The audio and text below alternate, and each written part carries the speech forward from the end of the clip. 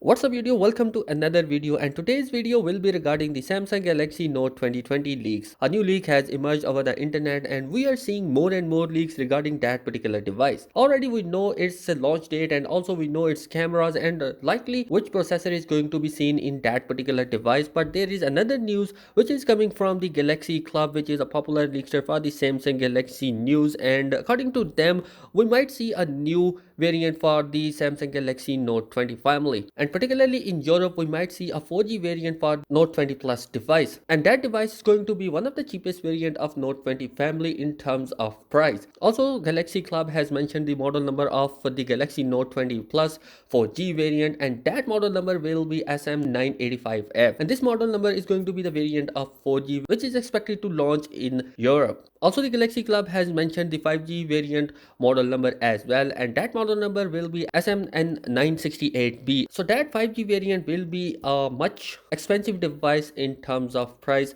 for the Galaxy Note 20 Plus family. In another news regarding the Samsung Galaxy A21s launch in around the corner, recently Galaxy A21s has passed certification from the Wi-Fi Alliance, and the FCC indicates that the launch date is near. Also, Geekbench listing shows the Exynos 850 SoC inside the device as well. Also, on the Geekbench, we are seeing that it is coming with an Android 10 support inside it, and we may see One UI 2.1 inside that particular device. DxOMark, which is a popular website for testing mobile cameras, has shared the Samsung Galaxy S20 Ultra camera ranking, and according to that ranking, the S20 Ultra hold the 7th position and losing from the Chinese companies in terms of camera war. Top position is holding by the Huawei P40 Pro, which has the best camera right now according to DxOMark. Samsung needs much improvement in their cameras in order to compete with the best in the market in terms of camera department, because as you know, the Samsung charges way more than the other devices in the list.